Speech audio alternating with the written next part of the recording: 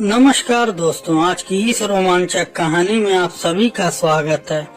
मौसी की बेटी मेरे घर आई थी तो मुझे बिल्कुल अंदाजा नहीं था कि आने वाले कुछ दिनों में मेरी जिंदगी में ऐसा तूफान आने वाला है जो मेरे दिल और दिमाग दोनों को हिला देगा।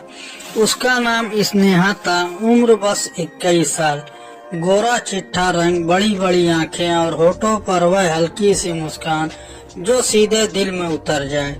मैं उस वक्त 26 साल का था और एक प्राइवेट कंपनी में जॉब करता था।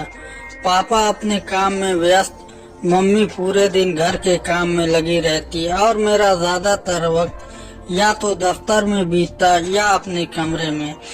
लेकिन जिस दिन स्नेहा ने हमारे घर में कदम रखा, घर का माहौल जैसे बदल गया।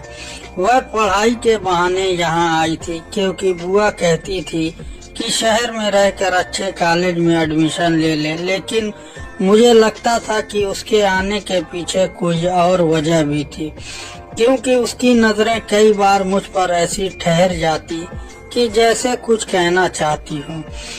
पहले दिन तो सब नॉर्मल था। उसने मम्मी की मदद की, मेरे कमरे के सामने वाले कमरे में अपना सामान रखा और शाम को जब मैं ऑफिस से लौटा तो वह हाल में बैठी चाय पी रही थी।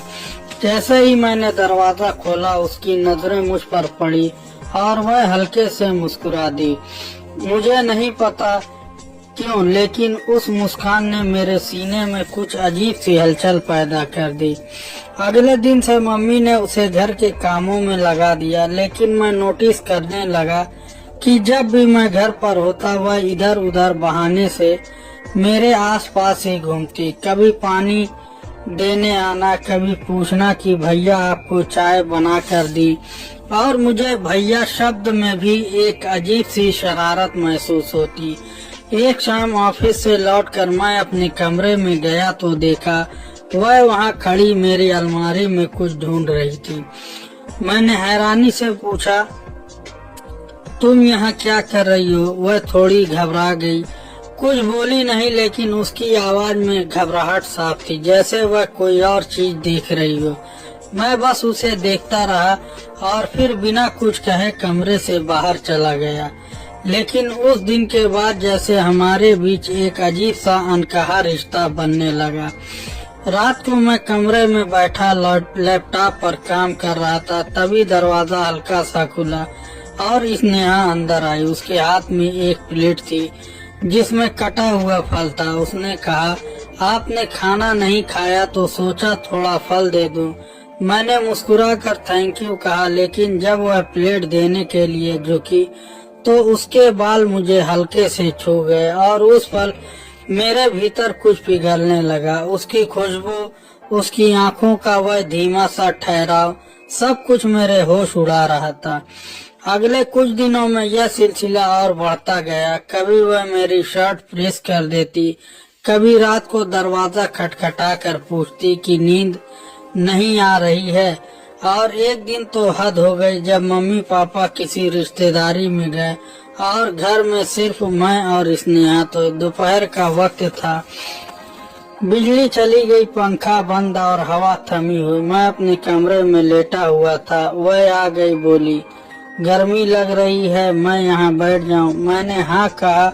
वह बिस्तर पर मेरे पास बैठ गई और धीरे धीरे बातें करते उसका हाथ मेरे हाथ पर आ गया।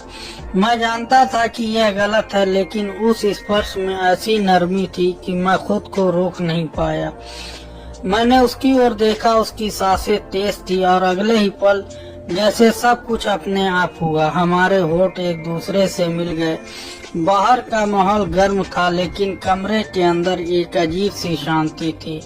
उस दिन जो शुरू हुआ वह सिर्फ एक लम्हे का बहाव नहीं था, बल्कि एक ऐसे रिश्ते की शुरुआत थी जो मोहब्बत, जुनून और एक राज से भरा था, जिसे अगर मम्मी पापा जान जाते तो शायद सब कुछ बिखर जाता।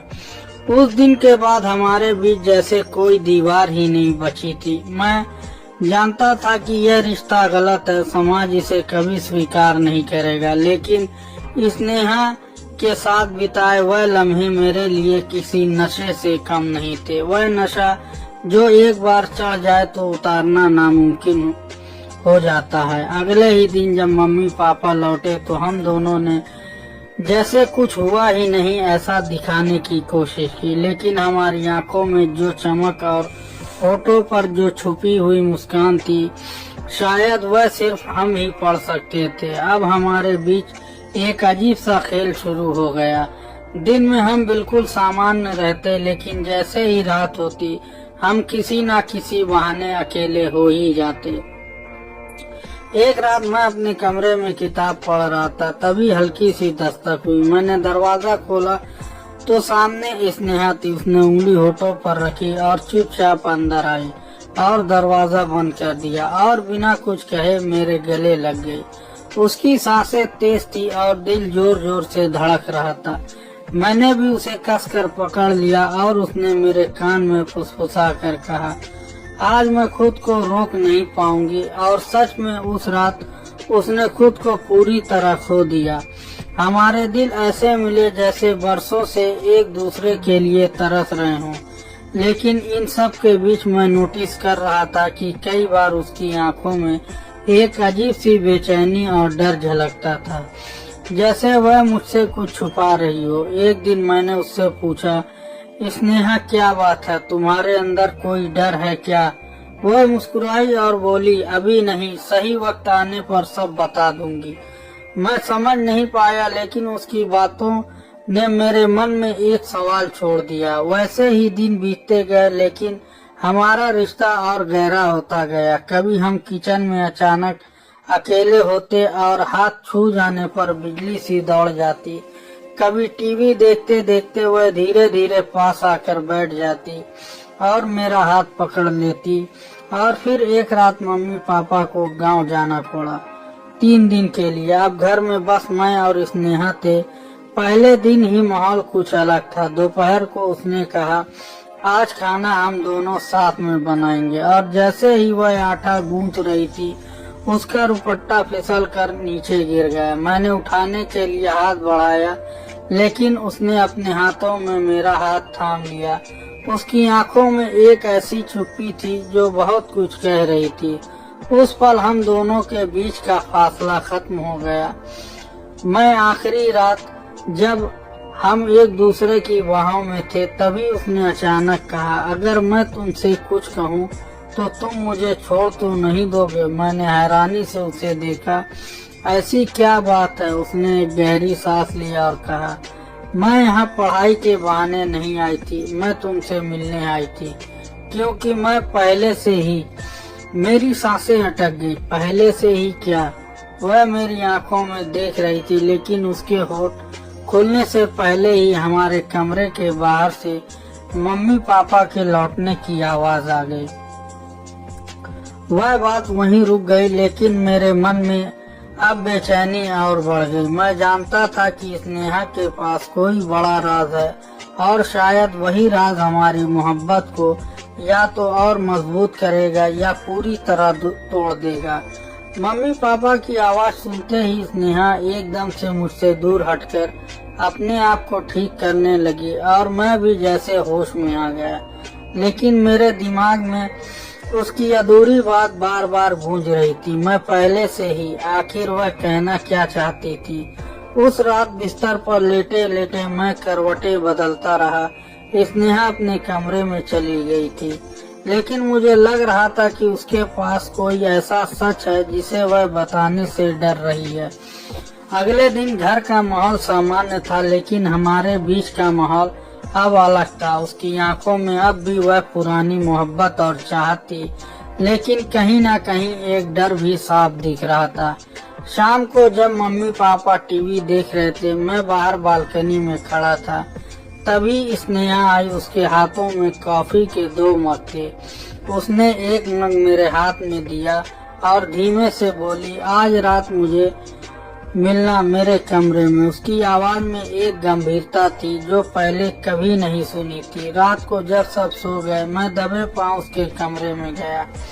वह खिड़की के पास खड़ी थी। चांदनी उसके चेहरे पर ऐसे पड़ रही थी जैसे चांदी की परत चढ़ गई हो। उसने मुड़कर मेरी ओर देखा और बिना कुछ कहे आकर मेरे गले लग गई। मैं उसकी गर्म सांसों को अपने सीने पर महसूस कर रहा था, लेकिन फिर उसने मुझे खुद को थोड़ा अलग किया और बोली, मुझे तुम्हें सच बताना है, लेकिन वादा करो सच सुनकर मुझसे नफरत नहीं करोगे। मेरा दिल तेजी से धड़कने लगा। मैंने कहा, स्नेहा तुम जो भी कहोगी मैं तुम्हारे साथ हूँ। उसने एक लंबी सी सांस ली। उसकी आंखें भर आई। मैं यहाँ इसलिए आई थी क्योंकि मैं पहले से ही शादीशुदा हूँ। मेरे पैरों तले जैसे जमीन खिसक गई। मैं कुछ पल उसके चेहरे को देखता रहा, कहीं यह मजाक तो नहीं। उसकी आंखों में आंसू थे और होठ कांप रहे थे। मैंने कहा, क्या? वह रोते हुए बोली, 1 साल पहले पापा के कहने पर मेरी शादी हुई थी, लेकिन मेरा पति बहुत बुरा इंसान था। शराब पीकर मुझे मारता पीटता और मुझ पर शक भी करता। मैंने सब सहा, लेकिन एक दिन वह हद पार कर गया। मैंने मायके आकर तलाक की मांग की, लेकिन पापा ने मुझे घर में बंद कर दिया और फिर मैंने किसी तरह माँ से बात करके यहाँ आने की इजाजत ली ताकि मैं तुमसे मिल सकूं। मैं अभी समझ नहीं पा रहा था, लेकिन मुझसे ही क्यों। उसने मेरे हाथ पकड़ लिया, क्योंकि मैं तुम्हें कॉलेज के समय से चाहती थी। जब तुम गांव आए थे मैंने तुम्हें पहली बार देखा था और तभी से तुम मेरे दिल में बस गए थे। मैंने सोचा अगर मैं यहाँ आई तो शायद तुम भी मुझे अपना लोगे। उसकी बातें सुनकर मेरा दिल भारी हो गया, लेकिन साथ ही मेरे अंदर एक अजीब सी जलन उठी। वह पहले किसी की पत्नी रह चुकी है, यह सोचकर एक कसक हुई, लेकिन उसकी आंखों में सच्चाई और उसकी पीड़ा ने मेरे सारे सवाल दबा दिए। मैंने उसे अपनी बाहों में भर लिया और कहा, तुम अब मेरे साथ हो, बाकी कुछ मायने नहीं रखता। उस रात हम दोनों एक दूसरे को थामा जैसे मरना हो। उसके आंसू का दर्द और हमारी चाहत सब मिलकर एक ऐसा रिश्ता बना रहे थे जिसे कोई तोड़ नहीं सकता था। लेकिन मुझे अंदाजा नहीं था कि स्नेहा का साथ देना इतना आसान नहीं है। और उसका पति, वह उसे ढूंढते ढूंढते हमारे शहर आ चुका था। उस रात के बाद हमारे बीच कोई झिझक नहीं रही। हम अब सिर्फ रूहानी नहीं बल्कि दिल से भी एक दूसरे के साथी बन चुके थे। लेकिन स्नेहा के अतीत का साया अब भी हमारे आसपास मंडरा रहा था। अगले ही हफ्ते अजीब घटनाएं शुरू हो गई। कोई घर के बाहर खड़ा होकर घंटों देखता। गली के कोने पर एक बाइक वाला रोज शाम को आता और उसी वक्त गायब हो जाता। मैंने जब इस बारे में स्नेहा से कहा तो उसका चेहरा पीला पड़ गया। शायद वह। मैंने पूछा, कौन? उसने धीमे से कहा, मेरा पति, या यूं कहो वह आदमी जिसे दुनिया मेरा पति मानती है। उसके शब्द सुनकर मेरे भीतर गुस्सा और डर दोनों उठे, लेकिन मैंने उससे वादा किया कि चाहे जो भी हो मैं उसे अकेला नहीं छोड़ूंगा। एक रात मम्मी पापा शादी में गए हुए थे और हम दोनों घर पर थे। तभी दरवाजे पर जोर जोर से दस्तक हुई। मैंने दरवाजा खोला तो सामने वही आदमी खड़ा था, लंबा चौड़ा, कंधे, आंखों में खून उतर आया था। उसने मुझे ऊपर से नीचे तक घूरा और फिर स्नेहा की ओर देखा जो कमरे से बाहर आ गई थी। तो यहाँ छिपी थी, तो उसकी आवाज में गुस्सा था। स्नेहा मेरे पीछे छुप गई। मैंने उसे डांटते हुए कहा, तुम यहाँ से चले जाओ वरना पुलिस बुला लूंगा। लेकिन वह हंसा, पुलिस? तेरी यह बहन तो मेरी बीवी है और मैं इसे यहाँ से ले जाऊंगा। उसके शब्दों ने मेरे खून को खौला दिया। मैंने उसे धक्का देकर बाहर करने की कोशिश की, लेकिन उसने मुझे धक्का मारा और घर के अंदर घुस आया। उसके हाथ में एक लोहे की रॉड थी। मैंने किसी तरह उसका हाथ पकड़ा और हम दोनों में हाथापाई शुरू हो गई। स्नेहा चीख रही थी। तभी मैंने पूरा जोर लगाकर उसे दरवाजे की चौखट से टकरा दिया। वह लड़खड़ा कर गिरा, लेकिन फिर उठा और रॉड घुमाई जो मेरे कंधे पर लगी। दर्द से मेरी सांस रुक गई, लेकिन मैंने हार नहीं मानी। आखिरकार मैंने उसे जमीन पर गिराकर रॉड छीन ली और बाहर धक्का दे दिया और दरवाजा अंदर से बंद कर लिया। हम दोनों हाफ रहे थे। स्नेहा की आंखों में डर के साथ साथ मेरे लिए एक अजीब सी मोहब्बत भी थी।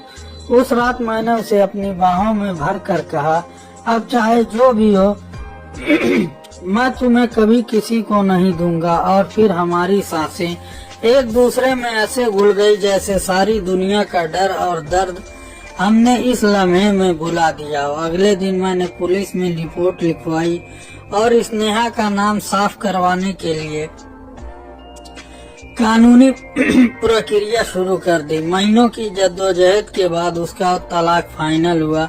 अब वो पूरी तरह मेरी थी, समाज की नजर में भी और दिल से तो पहले ही थी। लेकिन उस सफर ने हमें सिखा दिया कि प्यार सिर्फ चाहत नहीं बल्कि हिम्मत और लड़ाई भी है। आज हमारी शादी को 1 साल हो गया और हर बारिश की रात जब मैं उसे अपने पास पाता हूँ, उसकी आंखों में वही पुरानी चाहत और होठों पर वही हल्की सी मुस्कान देखकर मुझे लगता है कि हाँ, जब बुआ की बेटी मेरे घर आई थी तब मेरी जिंदगी में जो तूफान आया था वह आज मेरी सबसे खूबसूरत मंजिल बन चुका है। यह कहानी पूर्ण रूप से काल्पनिक है और किसी भी वास्तविक व्यक्ति, जीवित या मृत या घटना से इसका कोई संबंध नहीं है। इसका उद्देश्य केवल पाठकों का मनोरंजन करना और सामाजिक जागरूकता को बढ़ावा देना है। कहानी में वर्णित चरित्र और घटनाएं काल्पनिक हैं।